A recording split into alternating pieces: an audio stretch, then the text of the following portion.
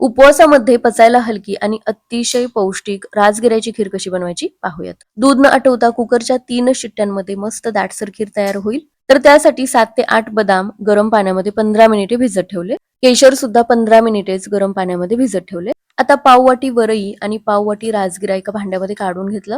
1 ते 2 वेळा स्वच्छ धुवून घेऊन एखाद्या चाळणीमध्ये काढून घ्यायचं. एवढ्या क्वांटिटीमध्ये भरपूर खीर बनून तयार होते. 2 ते 3 मिनिटे फक्त चाळणीमध्ये हे ठेवून दिलेलं आहे. आता कुकरमध्ये 1 चमचा तूप गरम करून घेतलं. यामध्ये वरई आणि राजगिरा काढून घेतला. थोडा वेळ तुपावरती परतून घ्यायचं.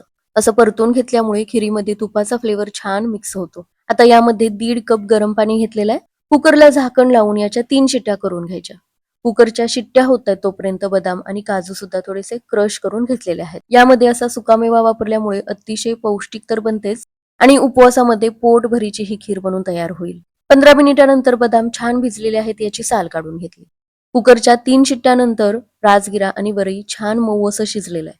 यामध्ये गरम पाणी वापरल्यामुळे आतपर्यंत छान मऊ असं हे शिजलं जातं. आता भिजवून घेतलेले बदाम मिक्सरच्या भांड्यामध्ये काढून घेतले. यामध्ये 1 चमचा शिजवून घेतलेले राजगिरा वरई काढून घेतलं. थोडंसं दूध घालून याची पेस्ट करून घेतली.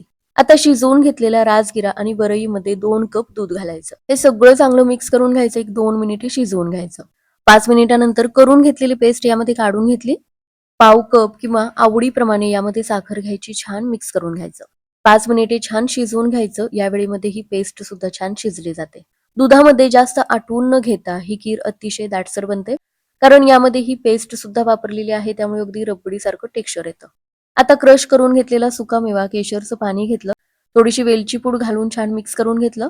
आता गॅस बंद करायचा. कुकरला झाकण लावून थोडीशी थंड होईपर्यंत हे असंच ठेवून द्यायचं.